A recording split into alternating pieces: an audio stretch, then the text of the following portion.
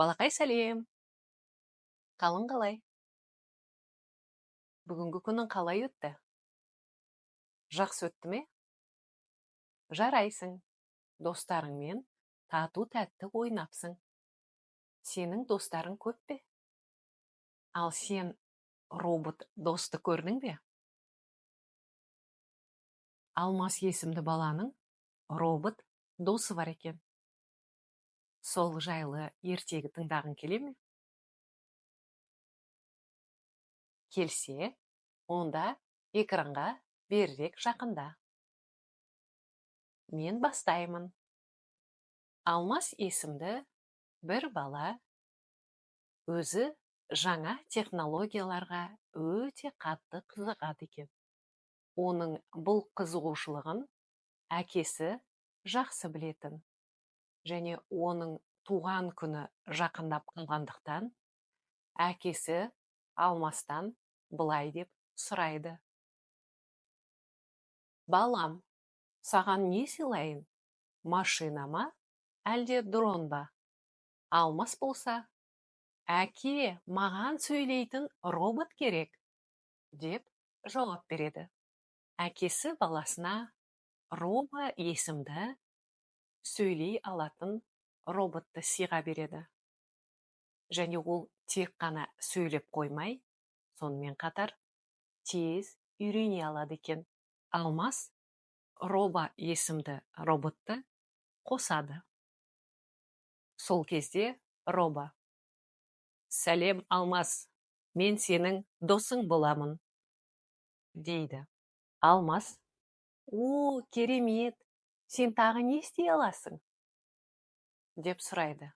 Роба: «Мен есеп шығара аламын, ән айтамын, тіпті би билей аламын», деп жауап береді. Жарайды, ал енді мен сені сынап көрейін. Егер соны дұрыс шеше алсаң, мен сені әлемдегі ең ақылды робот деп санаймын, дейді Алмас. Келістік, деп робот жауап береді. Алмас оған сұрақ қояды.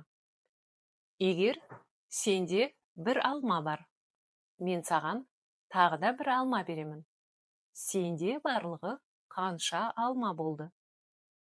Робот: бұл оңай. 1 қосу 1 тең 2, дейді. Дұрыс. Ал енді ең қиын сұрақ. Достық дегеніміз не? Ал робот болса, біраз ойланып қалады. Оның жүйесінде бұған жауап жоқ еді. Достық. Бұл ақпарат менің жүйемде жоқ. Бұл ақпаратты жүктеу қажет. Алмас болса, робаның жауап бере алмағанына ха-ха-ха деп күледі. Алмас роботқа былай дейді.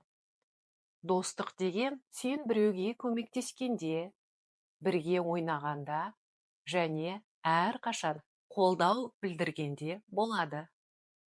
Роба: қызық екен. Онда мен сенімен дос болғым келеді. Алмас болса, робаға былай деп жауап береді. Сен менің ең ақылды және ең жақсы досымсың. Келістік. Ал енді бірге би билейік, дейді роба. Сол сәтте екеуі көңілді музыка қосып, бірге билей жөнеледі. Содан бері Алмас пен роба тек ойын ғана емес, өмірлік құндылықтарды бірге үйренетін нағыз достарға айналыпты. Сонымен балақай, роботтар ақылды болуы мүмкін, бірақ нағыз достық жүректен шығады. Тек қана ақылды ғана емес, жүректі де тыңдау керек екен. Ал жақсы балақай, менің бүгін робот жайында ертегім аяқталды. Қайырлы түн.